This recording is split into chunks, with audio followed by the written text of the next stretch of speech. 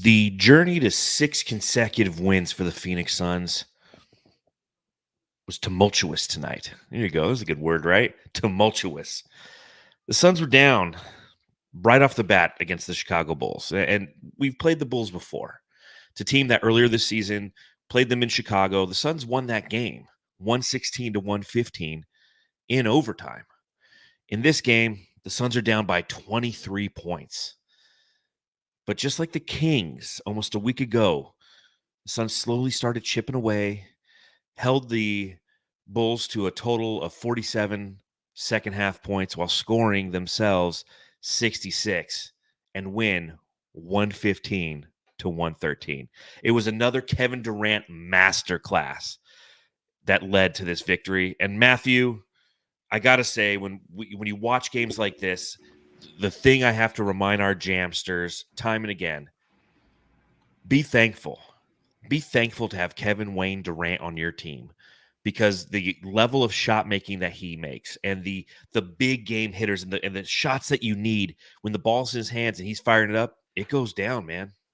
Yeah, and then also you're playing with guys like Bradley Beal and Booker who are like, you're on fire, give him the ball, keep going. Like just like last game. I mean, Beal ended the game back-to-back possessions to get them the victory. They found the hot hand. Obviously, it was KD. His game-winning shot, I don't know how he made that one. That was like a pop shot. Yeah. It was like a double hesitation. It was insane. But yeah, it's good to have him. But I love how just the other guys are okay with it. They're like, you take over. I don't care. Like, I know I'm cold. Booker just kind of disappears, but it's all right because KD's there to save the day. Yeah, and Booker doesn't necessarily disappear. We'll talk about this, obviously. He doesn't necessarily disappear. He just takes a step back, because when you're next to somebody who's on a heater, when you're next to somebody who is the reigning Western Conference Player of the Week, you let him do his thing. In his post-game interview with Amanda Fleurgrad, I always mess up her last name, and I don't even try anymore. That's what he said. He's like, in the fourth quarter, it just felt like my teammates just kept feeding me the ball, so I just kept trying to do good things with it. And when you have somebody who is an elite scorer, one of the top 15 players of all time in this league, and he wants the ball, you get him the ball. We are far cry from just over a month ago, right? A month ago is Christmas pretty much. All right. And when Jalen Brunson went for 50, right? I think it was the 15th of December. When Kevin Durant stated in his post-game press conference, it's like, you see how they kind of give him the ball? Man, he was feeling it. They just kept feeding him the ball. Tonight, he was feeling it. They kept getting him the ball. Kevin Durant wins the game for the Phoenix Suns, but he didn't do it alone. And we're going to talk about that and much more on this edition of the Suns Jam Session podcast. So whether you're joining us live or joining us later, or listening at another time, we appreciate it. Best way to support the show, show up, listen, watch, hit the thumbs up button, subscribe, rate, review, give us 5 stars, all that fun stuff. That's the best way to support the show is simply by showing up, hanging out, and talking Phoenix Suns with both Matthew and myself. Couple housekeeping notes, if you will. A reminder, if you want to get some of the flyest fits on planet Orange, phoenixfits.net, all with F's, no PH's, FENIXFITS.net. Use promo code SunsJam10, get $10 or 10%, off of your order. Some really cool stuff that they have at phoenixfits.net, and we appreciate them sponsoring the show.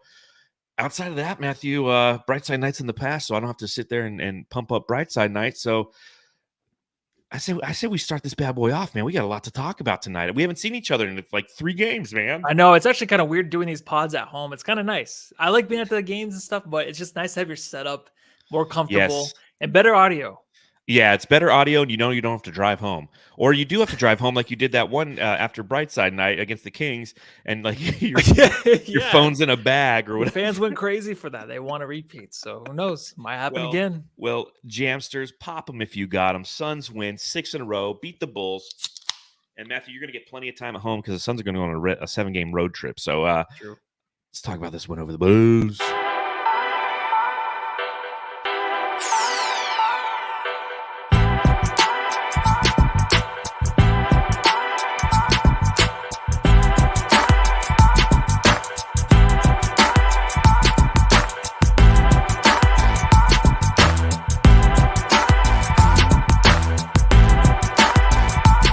$115-113 with Phoenix Suns take down the Chicago Bulls, sweep the season series against them, now 2-0 against the Bulls. And this is a tough team that you play. Whenever you go against a team that has players like Alex Caruso, the envy of all Suns fans, the guy who we all want, but we know we can't get, like other guys that like you go back previous seasons, who were some of those other guys that we wanted, but we never got. Here, let's just do this. Oi, Matty. Mate, I've got to ask. Who were some of the other guys that we once wanted? Like Thaddeus Young.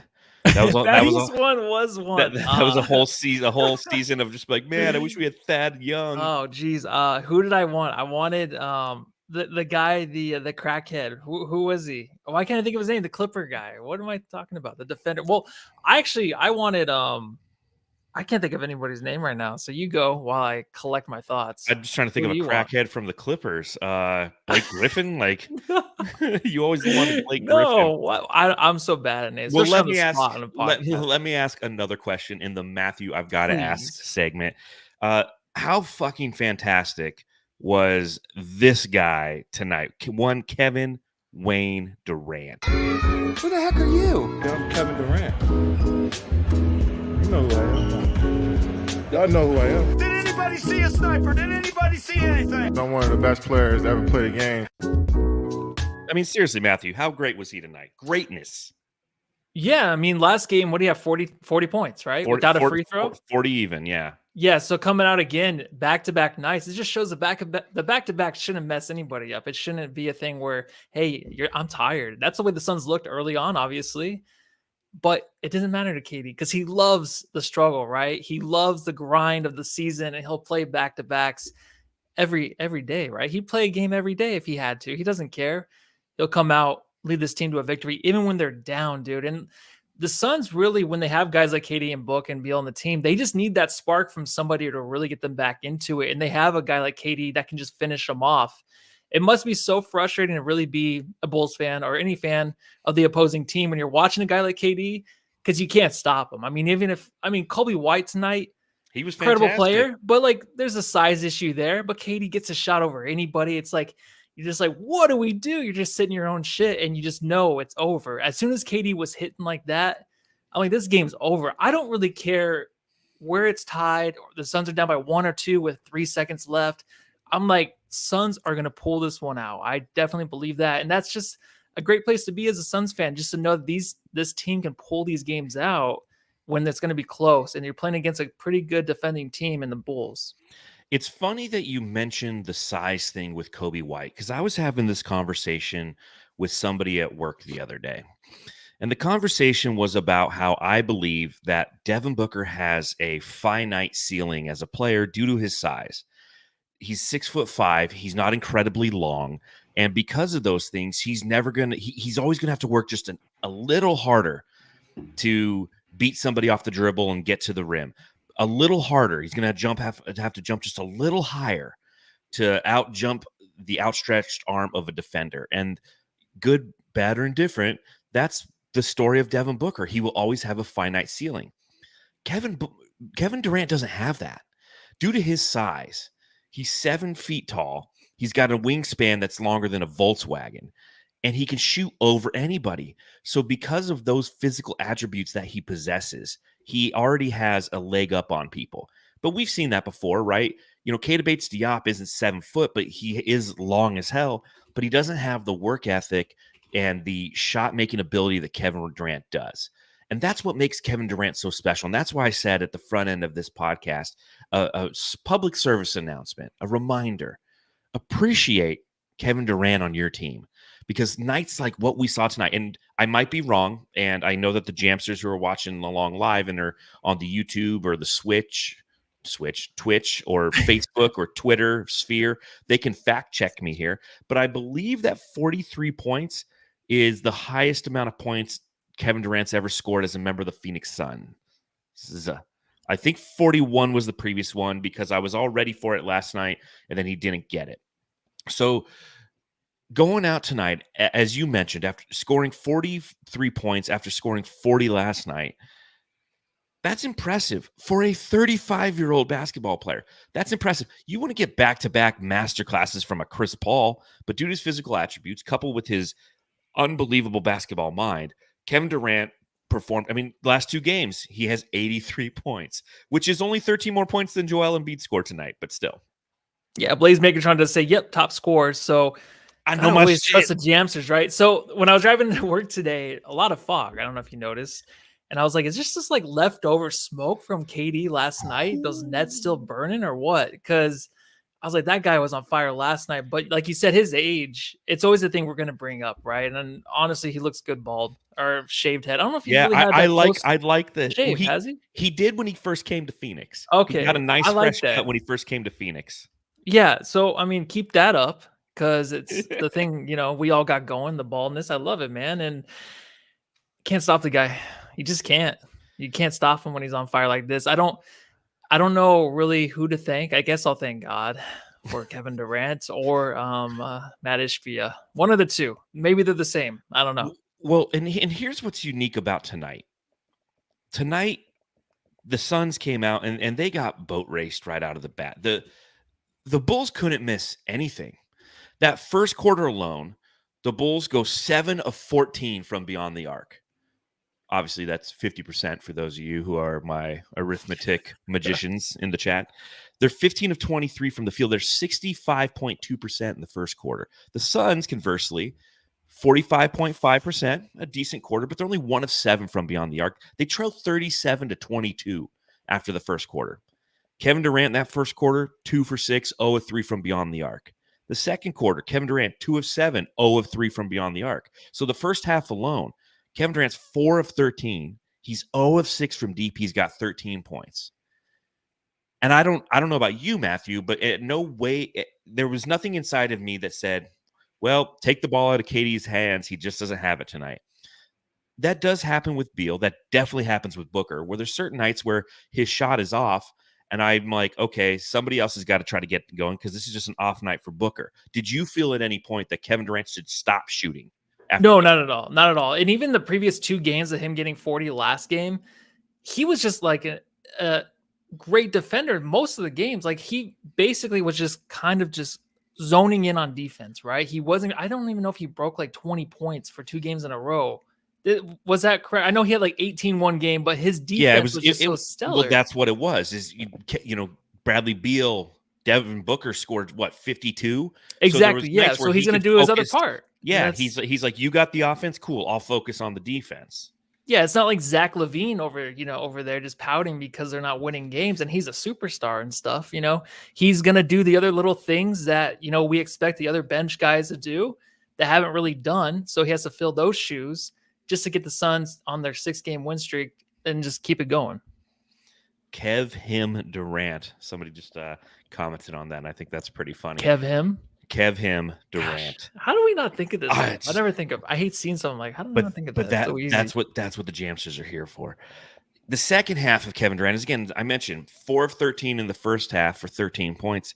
Second half, he sees a 3-pointer go in, and the floodgates just open. 12 of 19 in the second half, 6 of 9 from beyond the arc, and has those 30 points. Ends the night 16 of 32, 6 of 15 from beyond the arc, 8 assists, 6 rebounds, 2 blocks, 1 steal, 43 points, 1 turnover. Matthew, 1 turnover from Kevin Durant. So obviously we spent the front end of this pod talking about him, as well we should. That was an absolute masterclass. And then, of course, he hits the big 3 that gives the Suns a 2-point lead. DeMar DeRozan goes down, does what he does, goes right at Grayson Allen, puts a little floater over him, so it's a tie game. And as you mentioned, the ball comes into Kevin Durant's hands. He goes left. He jumps. I think it was like a 17-footer, maybe a 16-footer. Has a double clutch in the air because Patrick Williams and Alex Caruso are guarding him, and just buckets. And you knew it was going in. Yeah, I'm serious. Like, those games I used to talk about, do your laundry because the Suns are up by 20-25. Yeah. These type of games, when they come back, you're like worried about, hey, maybe they don't have enough juice to finish it off. They have it. They have it because there's other guys that help them get back into it. And you have those 3 guys. One of them's going to figure it out. and they're going to end the game. Defensively, there's just a little bit more cleanup to do, but the way this offense is just on fire, and like even the Kings game makes sense. You came back against the Kings. The Bulls, I was like, there's no way, because the Bulls defense and the way they were just owning the Suns offensively, cutting and everything, like there was no way I can see the Suns stopping them. But they keep finding ways, man. So it's like another level they just went up to tonight. And here's the thing that you guys talked about last night with Suns Geek. The bench has been an issue for the Phoenix Suns of late. But who got the big rebound, the offensive rebound that led to the Kevin Durant 3-pointer to give them a 2-point lead with under a minute? Who changed the tide of this game by getting into it with Andre Drummond? Yes, it was Drew Eubanks. Big Crank Eubanks. Crank that soul, now I mean you. Crank that soul, now I mean you. Crank that soul, now I mean you. Crank that soul, now what? 12-second drop, baby. Yeah, because when I was watching it, like I didn't have the volume on that time, so I'm like, wait, I forgot how long this one was. we got to do one drop that's like 3 minutes long. Just combine them all. Just combine them all. The drop, it's just all the players. But Drew Eubanks, and I can't tell you the last time, and again, I'm going to rely on the chat here. Tell me the last time somebody off the bench had double figures, because that was Drew Eubanks tonight. 10 points in 22 minutes played, 4-4 from the field, had 8 rebounds. So he went for 10 and 8 and 4 assists in his 22 minutes played, led the team with a plus 19 relative to plus minus. And again, he's the one who changed the tide. He's the one who got into it in the third quarter with Andre Drummond. Right now, the play before, Kobe White goes up for a rebound. You know, he kind of undercuts Drew Eubanks. Drew Eubanks comes down and kind of gives it just a slight shove. And then Kobe White just turns around and flails at him, and Mark Davis calls a technical foul on Drew Eubanks. And then the next time down, Drew Eubanks does foul, clear as day, a hard foul on Andre Drummond, because the guy's like a 54% free throw shooter. Why not? But that little exchange, that emotional exchange that occurred, changed the tide. The Suns all of a sudden started locking up the Bulls on defense at the second half of the third quarter, and then took it home in the fourth. Yeah, and Eddie Yee does say, if I can click on it right, Eric Gordon versus the Kings the last Sounds time. about But yeah, right. I mean, that makes sense. But you're looking for other guys too. The last time Eubanks did it was 12-17. So what is that, December 17th? That is correct. Oh, that's a long time over ago. a month ago. Yikes. We expected more. But yeah, I mean, it's kind of like the way, I don't know what Andre Drummond was doing. And I think it was someone posted on Twitter, and I always forget who it was, but he posted, you know, the back down thing with the Lakers. Remember the back down, and then the Suns basically won every single game after that against the Lakers, even including the regular season. He did it again tonight. Thank you. I love these centers that come in and just get us back into the game. I mean, Hayes is one of them, Jackson Hayes. The Kings game, who was the big? It was it was Alex Len. He came in, has some really bad fouls. Yeah, he had like 2 moving screens back to back. They were huge plays. And then Drummond's just like, and when that happened where there was like that technical, even Kobe White was getting in his face. I'm like, what is going on? Like, leave Eubanks alone. He's not doing anything. That wasn't even a hard foul. And I think Drummond just wanted something to do. He's just bored. He wanted to beef with somebody. But that's the wrong thing to do, because when it's funny how he slipped though, right? He did. He tried to like push him and he slipped. Yeah, he slipped. It's embarrassing, man. They're watching that right now, I'm sure, in the locker room, laughing. The Bulls and the Suns, both the teams. But I think that it's such a dumb thing to do. If I was a Bulls fan, like, what are you doing? Like, we have this game. I know you're not picking on KD or Booker to get them like back into the game, but Eubanks, and it's like 2 dunks back to back. It's like you're basically feeling that big three. Something's going to happen. You could feel it. And it just got the crowd back into it. And Grayson Allen talked about after the Sacramento Kings game, he talked about, I just wish the crowd was more into it, you know, because we really feed off of that. But all they need is just that little like back-to-back, those back-to-back dunks, just that scuffle for the crowd to get into it. Like that's all we need from these bench guys. Just Yuta, come in, hit 2 back-to-back threes. Like, just give us something to get back into it. So this is perfect. Yeah. We don't need the 20-point game, 15 rebounds. Just get us something to get these big 3 like going and the crowd back into it, because that's always a big thing.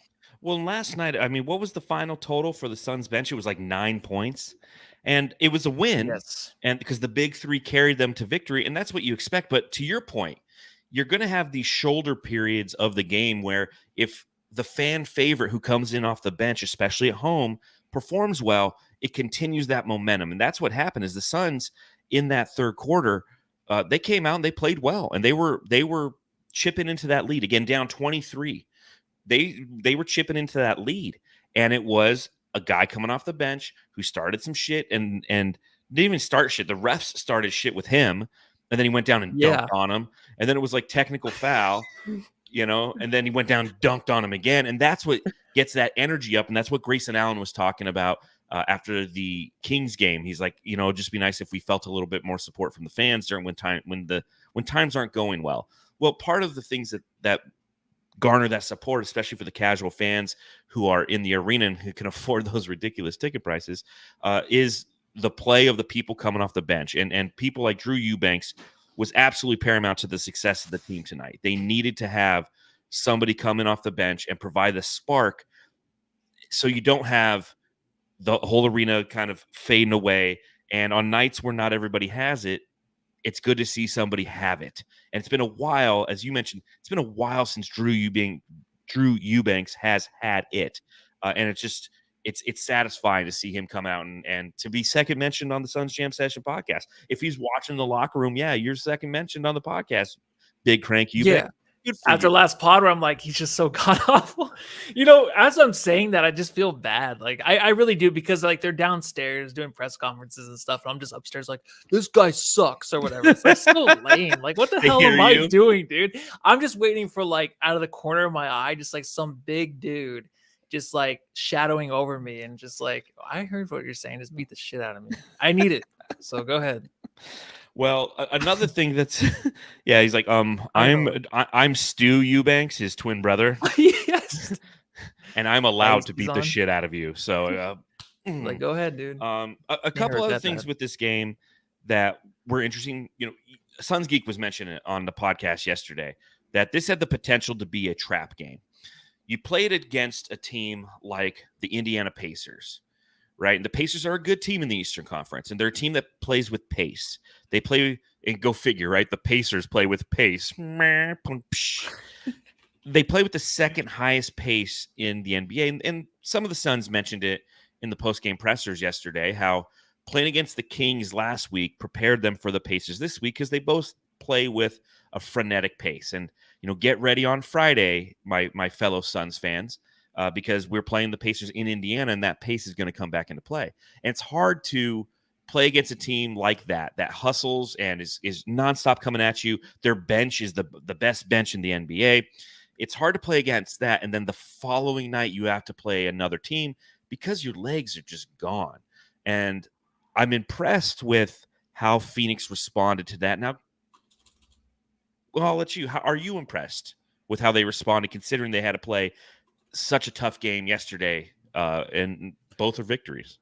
I'm impressed only because, like I said earlier, it's like another level they went up because it wasn't really expected. I honestly thought the way this game was going, like the Kings game, I guess, I was like, this team doesn't have it. But with the Kings game, you just knew that they were going to lose, right? Watching that game, sitting there for 3.5 quarters, you're just like, it's over. And then they turn it on. You're like, wait, what's going on? This offense is hitting on all cylinders. But then it's like, in this game against the Bulls, it's like, well, they got to play defense and they actually have to outscore a pretty good contending team. I just didn't think they had it in them. And the fact that they did, it just really shows that this team is still really growing. And I know that Frank Vogel said it was after the Sacramento Kings game. I keep doing that. I'm like, after a couple games ago, all these press conferences are after the Kings game. He said it's like, it's nice to win these games while you're still growing. And, Yes. pulling these games off, you're like, oh, well, they beat this team without this guy. Like, we beat the Pacers without Halliburton. It's like, yeah, but the Suns are still growing and they're pulling off these miraculous comebacks and then beating a team in the Pacers, like you said, with a really good bench. And they're just one of the best offensive teams. So it is an accomplishment. I don't know what else is next, though. Like, do they have to be down by 40? Now we just know never to turn the game off and go to sleep. Well, that's the key. That's the key. This team is always in it when this team's playing the way that they can be. The Bulls, thankfully, play with the worst or slowest pace in the NBA. And that's what it kind of benefited the Suns. They have, I think, the 25th worst bench in the NBA. So I they're think not it's a 27th, right? yeah. I think the Suns are Points. 25th. They're 27th. Oh, my bad. Yeah. They score 29 points. Okay. And some of those players, like Alex Caruso, are starting because players like Zach LaVine are currently injured. So that is one thing that was playing in the Suns' favor. But again, the way that the Bulls came out and were engaging, the Bulls are playing very well. They just smoked Memphis. Now, granted, Memphis is a shell of itself, but this is a team that enters 21-23, but having won, I think, 5 of the last 7 games. They're starting to find themselves kind of ironically in Ewing theory-esque when Zach LaVine gets injured. They start playing well, but the Suns outlasted them tonight. And, again, for some of the reasons that we mentioned, because of Kevin Durant, because of the way that Drew Eubanks changed the tide. And there's obviously some other aspects of this game that were highly engaging. And here's one that I was kind of shocked as the game went on, that I was like, hey, this is working. Hey, Joe. Where you going with that gun of yours? It's like the duality of Josh Okogie is so tough, right? Like the beginning of the game, he comes in and the officials weren't calling anything to start, right? It was a physical game right off the bat. And that's what happens when you play the Bulls. This is a physical team, and that's why the Suns have had challenges with them in the 2 games that they've played. The Suns have played the Bulls twice and won both games by a total of 3 points. That's because of the physical manner in which they played. DeMar DeRozan, physical. Alex Caruso, physical. Vucevic, physical. And they get away with a lot of kind of hand checking and things of that nature. And nothing was being called early. They sub Josh Okogie in, and instantly he just gets hit with a foul. I'm like, here we go.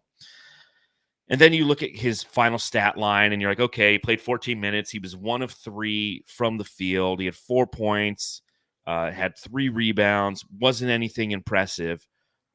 But in the second half, he had like a 5-minute stretch there where his defense, I feel like on Caruso and a little bit on White, because no one was stopping White tonight, but his defense on Caruso, I feel like really helped change the tide. Now, Caruso got hit with his 4th foul, got taken out with about 6 minutes, I want to say, left in the third, didn't return until the 4th quarter. In that 4th quarter, that's when you have Josh Okogie play all of his second half minutes, and he's kind of designated to guard Caruso. And I think it was a smart move by Frank Vogel in that moment, rather than going with some of those other lineups that he has in the past. He goes, you know what? Let's put Josh Okogie out there so he can lock up Caruso, because Caruso, he was on one in this game. He came out, was hitting 3-pointers through 3 quarters. He had 15 points. He was 5 of 9 from beyond the arc. That 4th quarter, 11 minutes played, he was 0 of 2 from the field, had 0 points. And part of that's because of Okogie. And that's where, as Suns fans, as people who watch every game, that's the duality of Okogie, right? Like, man, he's a fucking 0 on offense sometimes, but man, he has these stretches defensively, and he had a steal in there in that, he has these stretches defensively where you're like, fuck, I'm glad he's out there, because he's taken away an aspect of the opposing offense that's been hurting us in this game. Yeah. Saul Soto says, would love to see Caruso. Oh, no Suns. shit. When are we all? Yeah, but we have kind of like the Walmart version of him right now in Okogie. I think he is. I mean, you want him so badly on defense, but like on offense, like Caruso's shooting 42%. I know. Well, that's what I'm talking about, defending. Like, it's just like there's no one that we have on the team, obviously, and guard wise, that can really shut down anybody. But then I don't even know if that's a thing in the NBA anymore. There's a few guys, obviously Caruso's maybe one of them, but the way that Okogie played tonight in a few instances, that's what I was saying earlier. It's just like little sparks here or there. Even in the 4th quarter, I was like, oh, he's in. I'm like, oh, actually, it's not too bad. I'm like, I can deal with this. So that's good. That's the only thing. Like, that's what I have in my notes. Like, actually, he's not doing too bad. Bringing the ball up, I kind of trust him right now. So it's always hit or miss with that guy, dude. It's a freaking pendulum. It's a lot dude. of minutes on offense. It's a lot of hit on defense. Yeah, it's a struggle to watch him at times, but I do drive to work and I do drive to the games, and I'm like, I'll never give up on Okogie. I do think about that. I'm just like, I'll never give up on that dude. I never want him gone because I want to be the only guy left that believes in the guy. But On a Kogi maybe not. Island. Yeah, supposedly, but that's so lame because he's not that good right now. Like, Offensively, you know what I mean? no, but again, that's the Yeah, duality, right? but Offensively, no, but he has these periods where he little can bit. lock somebody up, and it's impressive. And he's not like, I talked about the fuck shit up guy fraternity. And at the end of the day, like, you watch a team like the Bulls and you realize that no one on the Suns is a fuck shit up guy. Like, who on the Suns is really a fuck shit up guy? Caruso is. He's the definition of. Whereas Okogie like can do it from time to time, but he has no consistency to it. Grayson Allen, even though like our drop is he's our fuck shit up guy, he's really not. He just fucks shit up offensively, but defensively not really. So it's just the duality of Okogie, that I have no other way to explain it. That's why I've said it 3 different times. You know what I mean? know we're always lost with this dude. It's the hardest thing to talk about, man. It's like harder than talking about. I think someone said in the, I hope that Kevin Durant impregnates my wife. It's harder to talk about, I think, Okogie than that happening in marriage counseling. I would love to talk about that. Like, that's something I could actually sit and talk about and justify. But, well, let's talk Beal. And she said, you're not the only one, but you're the best, Bradley. Bo, bo. Bradley Beal tonight, 38 minutes played, was 7 of 17 from the field, including 2 of 4 from beyond the arc. He had 18 points, 5 assists, 4 rebounds. He, too, only had 1 turnover. A good game from Okogie. Oh, Jesus. A good game from Beal. A really solid fourth quarter. He played the entire fourth quarter. And I kind of like this strategy, and it's something that I'm going to pay attention to when it comes to the way that Frank Vogel does his rotations. He plays Booker for the entire first. He plays Beal for the entire fourth. So you always have one of those elite guards out there. In that fourth quarter, he was 3-8 from the field, 1 of 3 from beyond the arc, but like every shot in the fourth when you're trying to come back, a big 3. Had 7 points, a couple assists, couple rebounds, and was a big part of that comeback because those were the plays where Kevin Durant could catch his breath a little bit because he knew he had to go 7 for 9 in the fourth quarter for 17 points to win the game for the Suns. Yeah, I like the energy he brings just like on a comedic level with this team. I think still, even when we're winning these games and he's closing it out like last game, he just brings that kind of comedy side and he still has it constantly. It's just so nice to see once in a while from a Suns player. But that's my favorite part about Beal right now, other than he's just really dominant in a lot of instances on the court. Beal is lucky to be a Sun. I'm sure he's happy to be here, right? He's got no trade clause, so yeah, I know he's still a guy where I'm just like a little worried sometimes about him not getting as much volume. I know because he even said like, huh? I'm okay with it. You like, I know, but him, I don't know. I think he's okay, but I just think about it sometimes with that guy. Are you? Do you think that? Are you worried that Bradley Beal not getting volume could equate to unhappiness? Is that what you mean by that? Yeah, that's what I'm talking about. Yeah. Because I mean, him coming to Phoenix, it was a tough decision. I think maybe more of it was just moving here, but also like you're playing with other two stars, and you don't realize how hard it is for these guys to really give the ball up. I forget who I was watching. Of course I did, on the JJ Redick podcast. And they were talking about the player he's an all-star. I forget who it was. And he's talking about coming to a team and just always wanting the ball. And he's like, I've been used to it my whole life. And it was a struggle playing with this player. And it's still a thing. It's just because when you sit back and watch, like, oh, you guys can figure it out, right? But that's the thing, to be center of attention. Like, that's the reason I feel like Halliburton didn't come here, because we had Chris Paul, right? So he wants the ball and he knows Book's here, but he wants to be the center of attention. So that is a thing. And it still like lives in me a little bit with Beal, but I think he's fine. I'm just saying, like, I hope it doesn't become a thing. I can understand that psyche. I honestly believe, considering that he had a no trade clause, that Brad Beal wanted to not be the guy. I think he wanted to be a complimentary guy. I mean, he's 31 years old, I believe. Somebody who's done it in the NBA. He knows what it feels like to try to be the alpha, the guy trying to carry your team. And he hasn't been successful at it. And he's had some decent players next to him in Washington. Now, overall roster construction has been poor, but he's had elite John Wall when John Wall was John Wall. He had a great Westbrook season next to him. But I think that he's okay taking a back seat. And I think games like this, when he has an opportunity to come up and hit a big shot, that's what that's what he lives for. And knowing that Booker and Durant are kind of the alphas, and he can cook at times, I think from a psyche standpoint, I think he's 100% okay with it. Okay. And I don't think that, and again, that's just what I think, just based on kind of the conversations I have with him in the locker room after the games. Yeah. And that's what You guys are close now. Yeah, Yeah. Beal and Voida just hanging out. Wonder what club you go to with them. Like, it would just be insane. Oh, we'd go to What is it? You won't even tell me where you go. No, we'd go to Jimmy John's and order a beach club sandwich is what we would do, because that thing is fucking delicious. What else did I have in my notes? What is a take foul? I had that in my notes.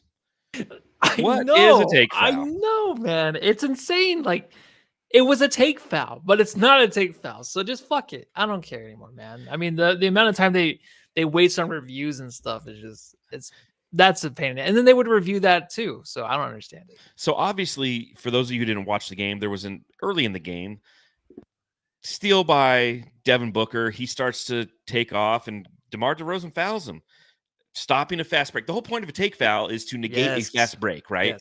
That's what we've watched for years, and we were so excited when the NBA stated, you know what we're instituting? You will not be able to stop the fast break. Because what's the fast break? The fast break is the most exciting and leads to the most exciting plays in basketball. The most memeable, the most shared moments are those high-flying alley-oop dunks where somebody throws it from half court, right? And in the past, you've been penalized if you're the offensive team, because a team could just foul you and you'd have to side out, and then it allows them an opportunity to get in their set defense, and you miss out on the excitement. So they instituted this rule that's supposed to negate that, but they never call it correct. I swear, Devin Booker has had like 18 fast break opportunities that he's been fouled, and they don't call the take foul. And because like they'll do it in Devin Booker, the take foul sign is you put your arms out side to side. Yeah. And you make fists with them. And it looks like you're holding police flares and you're trying to guide in a plane at the end of Die Hard 2. But no, it's just the take foul sign. And time and again, it doesn't happen. And it's like between that and the flopping technical foul, I feel like those are two things that the NBA said to everybody out there, like, hey, this is what we're going to do to improve the game and negate shittiness. And they don't get called nearly as often as they should. I see flops all the time. Not so much in Suns games. But whenever I watch other basketball, what was I watching the other day? I was watching was it the Bulls in Toronto? I was watching something else. And guys are flopping all over the place. I'm like, where's the technical fouls? So yeah, I'm not seeing as many flops, but that would be a harder one to call than the take foul. Take foul is easy. That was a take foul. Just call it. That's all it is. Booker might miss the free throw, but it's a take foul, dude. Jeez, God, when he's struggling, dude, it's bad. It's like he goes from Kobe to like Josh Okogie. I don't know. Like, just well, like that. All right, speaking of Okogie, one thing we didn't mention, how was that not a flagrant foul when he pump fake, got Kobe White up in the air, goes up, and Kobe White, the definition of a flagrant foul is that there's a wind up and then a hit, right? If you're performing a basketball move, yes, but when you're coming down with two hands and you hit the guy in the head and then you follow through with it, it's one thing to like hit. It's another thing to like follow through on the hit. Like they didn't even review that. And I'll talk about it here momentarily. Well, I won't talk about it because I didn't snip any of them. But like the subreddit for the Chicago Bulls, there was like 8 comments like, well, that's a flagrant. Like they all expected a flagrant to be coming, and they didn't even review it. Because it was Mark Davis, man, doesn't even care about player safety. And it was after all that was going on with Eubanks, and there was so much stoppage, and then Eubanks got the technical foul on that one little shove, and he was even like, it was like this, dude. Yeah, and Kobe White's the one who snapped back at him. Yeah, he turned around and was like, oh, it's Eubanks, the most used. I don't want to go there. He was awesome tonight. So here's another question I have for you. I wrote down all these questions. Did it feel like every time the Suns made a 3 early in the game, Billy Donovan would call a timeout? Like the Suns were down 17 points. Not good enough. We'd finally hit a 3, right? Because you got to remember, through the first 3 quarters of this game, the Phoenix Suns pulling it up. They were 9 of 23 from beyond the arc, so they had only hit 9. In the fourth quarter, they were 5 of 11. But but it felt like, yeah, great timeouts. I was like, Matthew's probably just loving these timeouts by Billy Donovan. Yeah, good timeouts, but it's so funny because you're like, why is he doing it? But then I realize I'm like, because these guys get hot. When Grayson Allen, I think it was the end of the third, beginning of the fourth, he hit a three, cut it down to 20. And it was like they just came out of a timeout, basically. And he called another timeout. And it's just like, Grayson Allen's like, what the hell, man? Like, we just started playing again. Yeah, I know. But it makes sense because this is how threatening the Suns are. You're just like, damn it, here it comes. Fuck, there's 1-3. You're like, I don't know what's gonna happen now. Like, as a coach, you're like, how do we stop this? You can't. Like that this is a thing now where it's like coaches will be like, all right, well, there's 2 threes in a row. This game's over. We lost. No way to stop them. Yeah, but we stopped them. It was great. All right, one more random question before I do the subreddit stakeout. Oh, I got 2 more things. Gosh, let's see. What should I ask? Well, I'll start with Saban Lee. We saw a Saban Lee sighting tonight. We don't have a drop for him because he doesn't play enough. 6 minutes from Saban Lee. He had 2 points. He had 2 rebounds. He had an assist. Did have 1 turnover. Matthew, this is your time. Express your love for Saban Lee. He wore book ones, right? Yes, he did. Yes, Hey, look at you knowing the shoes. Yeah, I didn't even see him. I missed a little bit part of the beginning of the game because of work, so I didn't even see him, dude. I know what I saw. I saw the screenshot of him. I think it was so says Jay threw it out there, and he had those shoes on. So I'm like, oh, Saban Lee played. Damn it, missed it. Heartbroken. Sorry, Saban. All right, last question before the subreddit stakeout. Do you think that Josh Okogie wears the headband so, like, when the Suns are in transition, his teammates pass it to him because they think it's Bradley Beal? No, do you know why he really wears it, though? Have you seen him without a headband? Yeah. Yes. Like, when you're at the game and you're sitting sideline and, like, all of a sudden he's, like, working out on the side and you see him without a headband, like, what the fuck is that? It's like, oh, it's Josh Okogie. Just totally different. Like me, like, with the hat and then without a hat. Looked exactly the same. You're like, isn't that the guy we picked up on our third no two-way? one even knew who you were without know? a hat, John. Like, I know, anytime you go anywhere, like, I didn't know that was you without a hat. It's great. They're Voida. Like, once they hear me start talking, they're, oh, I know that voice. I'm like, yeah, it's me. They're, oh, put the hat back on, bro. I'm like, I'm sorry.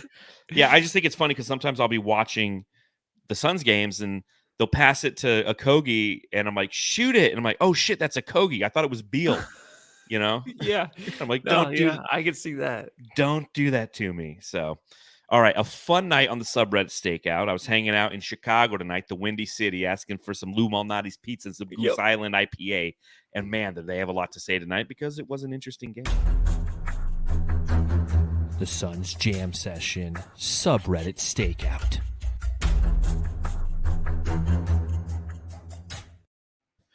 Question. Do you know where the Christopher Nolan Batmans were filmed? Chicago, that's right. What was the one thing that gave it away? Wasn't it a pizza place? It didn't say like Chicago pizza or something? Maybe. It was the river. The Chicago River runs right through, and I've been there. Oh, that's like... a big... Yeah, okay, that makes sense. I was like, I know that river. All right, I have a ton of comments, so let's tear into these jamsters, ladies and jamsters. You have like the lips for it too, dude. Like the way I try to look like Christian Bale. Yeah, you do. You do. For those of you listening, just pretend that you. I know he has like a hair lip or something, I think, doesn't he? So I didn't want to say that. Where is she? Everyone in the chat. Where is she? All right. So the first thing that I noticed, it sucks that KD is such a baby back bitch because his game is so fucking sweet. Baby back bitch. That's a pretty good one. Mike in the chat. No. It's Rosati's. No. Lou Malnati's. No. Rosati's, that's in the mall, I think, isn't it? Well, Rosati's does have Chicago style pizza, but the difference between Rosati's and Lou Malnati's is Rosati's is their tomato sauce is too acidic. So if you have acid reflux, you'll fucking hate yourself. Whereas Lou Malnati's, one, the crust is delicious, and two, it is more of a sweet tomato sauce, so you don't have acid indigestion. as gnarly old goat dude, bring it down. Gnarly gold oat dude says in the chat, Rosati's is trash. I just love pizza. Rosati's is trash. Between a shitty owner, annoying announcers, a cursed KD super team, and AstroTurf crowd noise. The Suns are a team that deserves a beating. It's always the crowd noise thing. Oh yeah, they go off on the crowd noise, and I'm gonna It go off. sucks. Oh Go yeah, ahead. oh yeah. They talk about it, and I'm gonna talk about it a lot because they made some funny comments about it. But I agree with 110%. Like the crowd noise is ass in Footprint Center. Like it's the one thing I wish they would change is the crowd noise. And the Chicago Bulls fans who were observing this game, they noticed. Wow, this is really the most annoyingly loud arena in the NBA. Phoenicians are a weird breed. Are the Suns playing fake defense chants? Yeah, and it's low quality as fuck audio too. And like they kept asking the same question over and over. Is that fake crowd noise? This has to be the worst NBA stadium in the U.S. Which is like, does that mean Toronto Stadium is? It's an like, arena. Yeah, it's not a That drives me stadium. nuts. It's like having a BMW pump engine noise through the speakers. It's obnoxious. Damn, the Suns' big three don't guard the perimeter at all. They just letting the Bulls do shooting drills all night. Which is what it felt like. Again, after that first quarter, Phoenix Suns down, down 37-22. At halftime, they're down 66-49 at 17 points down at the half. And the Bulls fans they were feeling good, and you were starting to see it in the subreddit.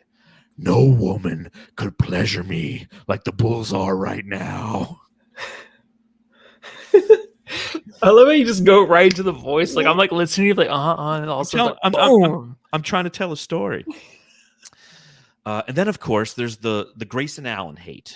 For those of you who are familiar, Grayson Allen had a hard foul on Alex Caruso last season, and it cost Alex Caruso about 20 games, broke his wrist. So of course when Grayson Allen showed up, and for those of you who don't know, Grayson Allen had 9 points tonight. They went right in on him. Can someone just level Grayson Allen already or what? Grayson Allen's ugliness rubs off on his teammates. Grayson Allen looks like he bites people. he does little bites. Little bites, like nibbles. It's fuck Grayson Allen forever till I die. Jeez. And then of course there's fuck you, Banks. And somebody responded like, I don't think I want to. Whatever, dude. You would. And then obviously respect for Kevin Durant. Fuck. Katie's gonna shit on us, huh? Aye, man. When Durant looks like this, just play defense and pray he miss. LOL. Because you're not really stopping anything. Holy fuck. Katie is just that guy. What a tough shot maker. Katie's head looks like somebody put a rubber band on an antelope. I can see that. And then this is a random comment. Sushi in Phoenix sounds dangerous. It's like one of the worst stories I have about sushi is I had sushi and then I went golfing afterwards and it was like 110. It was so gross. Like never eat sushi golfing. You will suck at the sport you love and you'll feel like shit too. Yeah, eating sushi in the summer is the worst. It's not a good idea. And then the last comment after Kevin Durant hits the shot that wins the game, puts the Suns up 115-113. I want to drink bleach right now. The Suns Jam Session subreddit stakeout.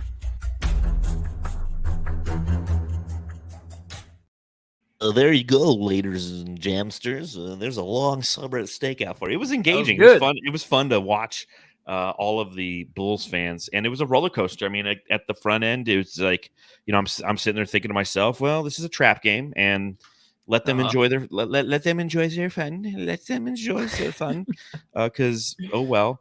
And then to see them slowly lose their mind, it was fun.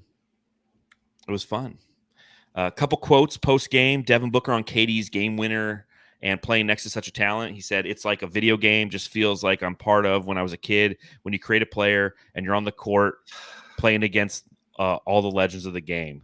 God, I mean, how many times you have to answer that? And usually Book always has good responses, but like I heard that one so many times. But what else can you say? I mean, someone's gonna have to ask it, and you have to say the same shit. I guess answer it the same way.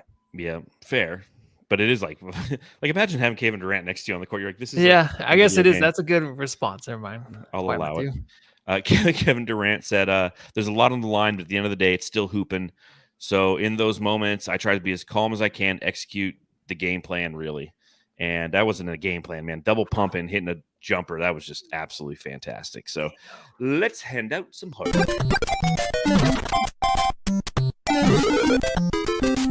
Jam Star of the Game. All right, Jamsters. Here's your reminder. Subscribe, rate, and review. Give us a thumbs up if you're watching along live or later, if you're on the YouTube. And let us know in the chat who your Jam Star of the Game is. So I'll ask you this, Matthew. Is it a crime to give it to anyone else other than KD? Like, is this potentially one where you could sneak Eubanks in there because of the way he changed the tide? Or do you just give it all to KD and carry the hell on with your day? No, you give it to. Oh, dude, that is. Oh my gosh. You know what I mean? Fuck. No, you got to give it to KD, and if you don't, throw him in jail. Epstein him. Get rid of him. Yeah, but then he'll kill himself. Or will he? Taking a look at what some of the Jamsters are saying. David Ray, my pick for Jam Star, Kevin Durant. It's a no-brainer. Saul, Jam Star, Eubanks with KD a close second. So flipping it right there. Wow. Todd gives it to Eubanks as well. Okay. Suns Look. Fever is going to Eubanks. John Tran from Eubanks to Eustanks to Ustar. I will give the Jam Star to Drew tonight. Eubanks.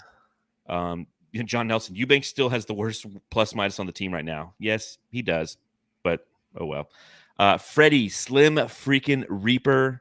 Seth, hard not to give it to Durant, but doing Durant things. Eubanks changed the game on the spot from Kip. Eubanks brought this second half spark from CL Oracle. Jam Stars, KD for me, runner up Eubanks from Kiko. Jam Star from Aussie Suns fans to KD. Blaze Megatron, KD. Kevin Dewbanks from Eddie Yee. Damn. Mike, Nice. Rosati's Pizza and Billy Joel. Mike, you just get me, don't you? You understand who I am as a person completely. Johnny Go gives it to KD, obviously. Gnarly Ogdu still giving it to Emma Stone after all these days. Ever since that Emma Stone, pointing at her hat, man, we've been on a fucking. She'll run. be. You know what's fun is like you're gonna run into her at the games, right? It's gonna happen, right? It is gonna happen. Yeah. It is gonna happen. Sir Hamo gives it to Batman. Thank you, Hamo. I give it to KD as well. I want to give it to Eubanks. There is one game that you and I both gave the Jam Star of the game to Eubanks. That was against the OKC Thunder. In game 12 of the season or something. That was his last like good game. Yeah. It was. Yeah, his first 12 games, great. After that, suck. Yeah, tell me about it. But I think that KD, 43 points, game winner, just daggers, 17 points in the fourth quarter. Just daggers all over the court. So Yeah. up next for the Suns. So now it gets interesting. And I do want to pull up a comment that Joey Lucio said a little bit earlier. Said, Darth, you said it was going to be a tough road ahead before the games against the Lakers. Now we've gone 6 in a row. Yes. The Phoenix Suns are beating good teams right now. You look at this 6-game win streak, right? Who has Phoenix beat? They beat the Lakers. They beat Sacramento. They beat the Pelicans. They beat Indiana. They beat the Bulls tonight, which might be a team that's under 500 but playing well. The only team in this 6-game winning streak that's subpar is Portland. And that's great. Was it a tough road ahead? Yes, and they're executing. That's what makes what's going on so special. But the long and winding road gets a little bit harder. Starting on Wednesday, we play the Dallas Mavericks, first game of the longest road trip of the season. The Suns will not play at home again until February 6th against the Bucks. They've got to play Dallas. They've got to play the Pacers again on Friday. And it continues up and down the East Coast. They're playing the Bulls again, or nope, I'm sorry, the Magic, and then the Heat, then the Nets, then the Hawks for the first time this season, and then they end their 7-game road trip on Sunday, February 4th against the Wizards. So quite the road trip that lies ahead. Obviously, Suns playing the Mavericks on Wednesday. We've seen them but once this year, and they took the Suns to the tool shed on Christmas. And when the Suns were in the tool shed, they didn't even give them a gift. It was a very unmerry game against the Mavericks. What are your thoughts on that upcoming game, Matthew? Man, last time Luka was here, too much fun. He was just smiling the whole time. Yeah. Smack him in the face, dude. Smack him. Smack him. Yeah, Ooh. like tonight I think they lost to the Celtics. But Did they? I was gonna watch it. Obviously. That means we jumped them in the standings. We did. Yeah. Holy shit. Yeah, so We're the 5th seed in the Western Conference now. that quick, huh? Yeah. So we were tied with them in the standings. We jumped them to 5th. They dropped down to 8th with that loss. They've lost 2 consecutive. We've won 6. Go, baby. Dude, we're right there. We're 3 games behind. We were just talking about the play-in like 2 pods ago. You're like, well, you know what I mean? Like the play-in, like if they can make the play-in, or that'd be great. This team has a chance still, but obviously it's midway through the season. But right now, it's like teams like the Mavericks. You got to see how you compete against them, and full strength. Let's see how it goes, dude. Well, I was talking about this with Suns Geek a little bit. The Western Conference standings kind of, hold on, let me get rid of this little thing right here. For those of you listening, just talk amongst yourselves. Kind of hard to see, but I'll zoom in as much as I can. Timberwolves, who had 62 points from Karl Anthony Towns tonight. Yeah, I think he had 42 lost in the first half or something. And lost. Trade them. They are 0.5 games ahead of both the Thunder and the Nuggets. I was just laughing because you're like, trade them. Trade now, value's high. That's all we say about them. And the top tier of the Western Conference remains the same. It's the Timberwolves, Thunder, Nuggets, and Clippers. Like, that is the top tier. And you look at it, and the Suns have moved into 5th place, and we're still 3 games out behind the Clippers. So the long and winding road that lies ahead, we have to win games while simultaneously some of these teams are losing games. But then you look at kind of the next tier, and it's the next 4 teams. It's the Suns and the Pelicans, who are tied in record, but the Suns have the edge on them for the seed because they've defeated them. The Kings and the Mavericks are a game behind the Suns and the Pelicans at 23-18 and 24-19, respectively. And then it's 2.5 games between the Mavericks at the 8th seed into the Lakers and the Jazz, who are both 22-22, sitting exactly 500. So it is the standings remain in kind of those 3 tiers. You have the upper echelon, you have the mid tier in the Western Conference, and then you have kind of the teams at the back end who are vying for the last 2 spots in the playoffs. So, but a big move today, man. That's why this was a big win, a huge comeback win for the Suns, because you don't win this game. The Pelicans are in the 5th seed. The Suns are tied for 6, 7, 8. And it's a big game against Dallas on Wednesday. You lose that game, you're tied in the standings. You win that game, you distance yourself a little bit more. Do you think the Suns can win that game? Oh, yeah, for sure. They can win that. And it's kind of nice to see like the Clippers ahead, because the Clippers are they found themselves. They know who they are. I don't think there's any more trades necessary to get that team back as the championship caliber team. They'll take some time off. I mean, they're not going to do the resting thing, but they'll take some games off. As the Suns are kind of heating up, they can maybe take advantage of that. I know the Clippers probably just want like a top 6 seed. They don't really care, right? Yeah. They just like get us in the playoffs, we're fine. And then you have the Kings dropping out that need that trade. So you don't have to worry about them too much. But also it's kind of cool to see the Thunder up there. And I don't know how much you think about the Wolves, and I don't know, just because it's the Wolves and they start out so hot. There always is like one team that starts out this hot after the All-Star break. Yeah, they complete shit. I'm not saying they're not going to miss the playoffs, but I don't see them as a number 1 seed. I see. No, there's no way that they like miss the 6 or playoffs. 5. I think if you look at what's the name of that fucking website? 558, 538, something like that. Like the Timberwolves have a 99% chance of making the playoffs. They're going to make it. It's just, but I don't think they're going to be 1 seed. I don't either. I think the Thunder can hold strong, but I don't know about them. So we'll see. The game against Dallas is it's a big one. It's on Wednesday. Suns fans on Arizona time. It's a 6:30 start. It's random. It's not a 7 or a 6. It's 6:30. Love this. It's got to be some TNT bullshit. But we'll be coming to you live right after that, as per usual, right here on the Suns Jam Session podcast. So appreciate you hanging out with us after this victory over the Chicago Bulls. 6 consecutive wins for the Phoenix Suns. Matthew, tell the Jamsters what they can do. Go home with your family. One of these years, you're going to tell them to go fuck themselves. And I'll be like, go fuck yourself, San Diego. I'm like, Matthew, you can't do that. You got to sit there and talk about your family.